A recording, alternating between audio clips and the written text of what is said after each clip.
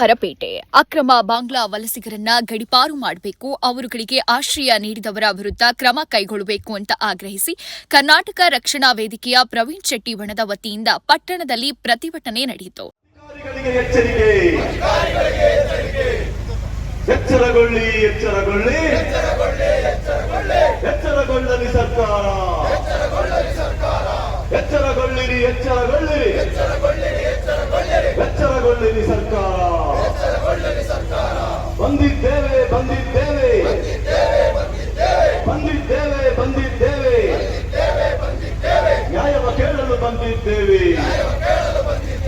ಅಸ್ಸಾಂ ರಾಜ್ಯದ ಹೆಸರಲ್ಲಿ ಅಕ್ರಮ ಬಾಂಗ್ಲಾ ವಲಸಿಗರು, ಅಸ್ಸಾಂ ರಾಜ್ಯದ ಹೆಸರಲ್ಲಿ ಅಕ್ರಮ ಬಾಂಗ್ಲಾ ವಲಸಿಗರು, ಕಾರ್ಮಿಕ ವರ್ಗದ ಸೋಗಿನಲ್ಲಿ ಅಕ್ರಮ ಬಾಂಗ್ಲಾ ವಲಸಿಗರು. ಎಚ್ಚರಗೊಳ್ಳಿ, ಎಚ್ಚರಗೊಳ್ಳಿ, ಎಚ್ಚರಗೊಳ್ಳಿರಿ ಸರ್ಕಾರ, ಎಚ್ಚರಗೊಳ್ಳಿರಿ, ಎಚ್ಚರಗೊಳ್ಳಿರಿ.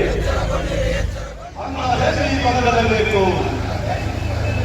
ಕಾರ್ಮಿಕ ವರ್ಗದ ಸೋಗಿನಲ್ಲಿ ಅಕ್ರಮ ಬಾಂಗ್ಲಾ ವಲಸಿಗರು, ಕಾರ್ಮಿಕ ವರ್ಗದ ಸೋಗಿನಲ್ಲಿ ಅಕ್ರಮ ಬಾಂಗ್ಲಾ ವಲಸಿಗರು. ಎಚ್ಚರಗೊಳ್ಳಿ, ಎಚ್ಚರಗೊಳ್ಳಿ, ಎಚ್ಚರಗೊಳ್ಳಿರಿ ಸರ್ಕಾರ. ಭತ್ತ ಬೆಳೆಯುವ ಗದ್ದೆಗಳಲ್ಲಿ ಬಂದೂಕುಗಳು ಬೀಳುವ ಮುನ್ನ, ಭತ್ತ ಬೆಳೆಯುವ ಗದ್ದೆಗಳಲ್ಲಿ ಬಂದೂಕುಗಳು ಬೀಳುವ ಮುನ್ನ ನಮ್ಮಯ ಮಣ್ಣಿನ ಕಾನೂನನ್ನು, ನಮ್ಮಯ ಮಣ್ಣಿನ ಕಾನೂನನ್ನು ಪರದೇಶಿಗಳು ಕೊಲ್ಲುವ ಮುನ್ನ. ಪಟ್ಟಣದ ಕಕ್ಕೆಹೊಳೆ ಜಂಕ್ಷನ್ನಿಂದ ಮಡಿಕೇರಿ ರಸ್ತೆ, ಸಿಕೆ ಸುಬ್ಬಯ್ಯ ರಸ್ತೆ, ಖಾಸಗಿ ಬಸ್ ನಿಲ್ದಾಣದ ಮೂಲಕ ಜೆಸಿ ವೇದಿಕೆಯವರಿಗೆ ಪ್ರತಿಭಟನಾ ಮೆರವಣಿಗೆ ನಡೆಸಿದ ಕಾರ್ಯಕರ್ತರು ಅಕ್ರಮ ವಲಸಿಗರ ವಿರುದ್ಧ ಕ್ರಮ ಕೈಗೊಳ್ಳಬೇಕು ಅಂತ ಸರ್ಕಾರವನ್ನ ಆಗ್ರಹಿಸಿದ್ರು.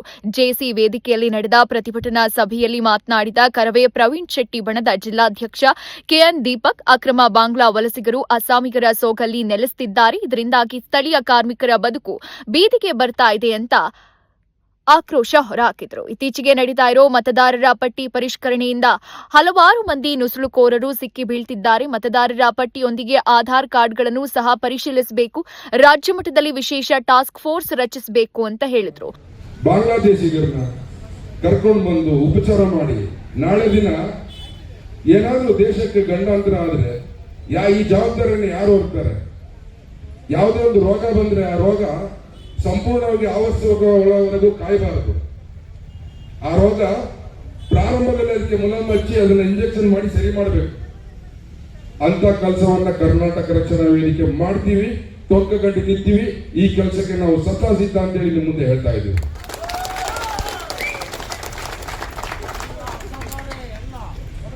ನಮ್ಮ ರಾಜ್ಯದಲ್ಲಿ ಗುಪ್ತಚರ ಇಲಾಖೆಯ ವರದಿಯ ಪ್ರಕಾರ ಈಗಾಗಲೇ ಸುಮಾರು 20 ರಿಂದ 30 ಲಕ್ಷ ವಲಸಿಗರು ನಮ್ಮ ರಾಜ್ಯದಲ್ಲಿ ಆಲ್ರೆಡಿ ನುಸುಳಿದ್ದಾರೆ. ಆದರೆ ಕೇಂದ್ರ ಸರ್ಕಾರದ್ದು ಸೊಲ್ಲಿಲ್ಲ, ರಾಜ್ಯ ಸರ್ಕಾರದ ಸೊಲ್ಲಿಲ್ಲ. ಈ ಬಾಂಗ್ಲಾ ವಲಸಿಗರನ್ನ, ಅಸ್ಸಾಮಿಗರನ್ನ ಇವರು ಯಾವ ರೀತಿ ಬಳಸ್ಕೊಳ್ಬೇಕು ಅಂತ ತೀರ್ಮಾನ ಮಾಡಿದ್ದಾರೆ ಅಂತದ್ದು ನಮಗೊಂದು ಯಕ್ಷ ಪ್ರಶ್ನೆಯಾಗಿ ಕಾಡ್ತಾ ಇದೆ. ಇವ್ರನ್ನ ಹೇಗೆ ತಡೆಯಬೇಕು ಅಂತ ಕೂಡ ನಮ್ಮ ರಾಜ್ಯ ಸರ್ಕಾರ ಆಗಲಿ ಕೇಂದ್ರ ಸರ್ಕಾರ ಆಗಿ ಒಂದು ಆಲೋಚನೆ. ತಾಲೂಕು ಅಭಿವೃದ್ಧಿ ಹೋರಾಟ ಸಮಿತಿ ಅಧ್ಯಕ್ಷ ಅರುಣ್ ಕಾಳಪ್ಪ ಮಾತನಾಡಿ, ಪ್ರತಿಭಟನಾ ಸಭೆಗೆ ಅನುಮತಿ ಪಡೆಯೋಕೆ ತೆರಳಿದ ಸಂದರ್ಭದಲ್ಲಿ ಬಾಂಗ್ಲಾದವರು ಎಲ್ಲಿದ್ದಾರೆ ಅಂತ ಪೊಲೀಸ್ ಅಧಿಕಾರಿ ಓರ್ವರು ಕರವೇ ಕಾರ್ಯಕರ್ತರನ್ನ ಪ್ರಶ್ನಿಸಿದ್ದಾರೆ. ನಾವೇ ಬಾಂಗ್ಲಾದವರನ್ನ ಪತ್ತೆ ಹಚ್ಚಿದ್ದಾರೆ, ಪೊಲೀಸ್ ವ್ಯವಸ್ಥೆ ಯಾಕೆ ಬೇಕು ಅಂತ ಪ್ರಶ್ನಿಸಿದ್ರು. ಅವರನ್ನ ಇರಿಸಿಕೊಳ್ಳಬೇಡಿ, ನಾವು ಸರ್ಕಾರಕ್ಕೆ ಮತ್ತೆ ಮಾನ್ಯ ಪ್ರಧಾನಮಂತ್ರಿಗಳಿಗೆ ಕೊಡ್ತಕ್ಕಂಥ ಮನವಿಯಲ್ಲಿ ಕೂಡ ಅದನ್ನ ಮಾಡಿದ್ದೀವಿ.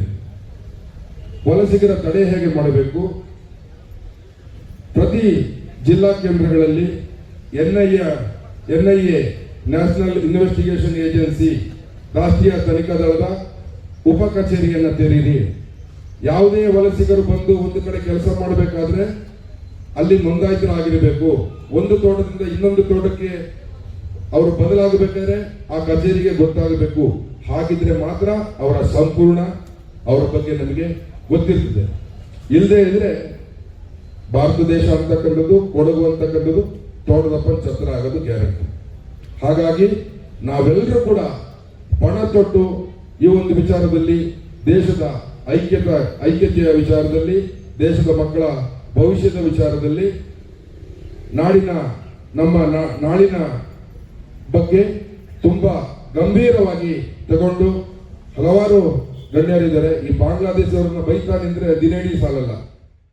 ಇನ್ನು ಕರ್ನಾಟಕ ರಾಜ್ಯದಲ್ಲಿ 20 ಲಕ್ಷ ಬಾಂಗ್ಲಾ ವಲಸಿಗರಿದ್ದಾರೆ ಎಂಬ ಮಾಹಿತಿ ಪೊಲೀಸ್ ಇಲಾಖೆಗೆ ಸಿಕ್ಕಿದೆ. ಶಾಸಕ ಡಾಕ್ಟರ್ ಮಂತರ್ಗೌಡ ಅವರು ಸಹ ಸದನದಲ್ಲಿ ಅಕ್ರಮ ಬಾಂಗ್ಲಾ ವಲಸಿಗರ ಬಗ್ಗೆ ಪ್ರಸ್ತಾಪ ಮಾಡಿದ್ದಾರೆ. ಈ ಬಗ್ಗೆ ಸರ್ಕಾರ ಯಾವ ಕ್ರಮ ಕೈಗೊಂಡಿದೆ ಎಂಬುದು ತಿಳಿಬೇಕು ಎಂದರು. ಇನ್ನು ಸಭೆಯಲ್ಲಿ ಕಾರ್ಮಿಕ ಸಂಘಟನೆಯ ಮುಖಂಡ ಎಚ್ಎಂ ಸೋಮಪ್ಪ ಸೇರಿದಂತೆ ಅನೇಕರು ಇದ್ದರು. ಕರವೇ ಸಂಘಟನೆಯ 100 ಮಂದಿ ಕಾರ್ಯಕರ್ತರು, ನಿವೃತ್ತ ಜಿಲ್ಲಾ ಅರಸೇನಾ ಪಡೆಯ ಪದಾಧಿಕಾರಿಗಳು ಭಾಗಿಯಾಗಿದ್ದರು.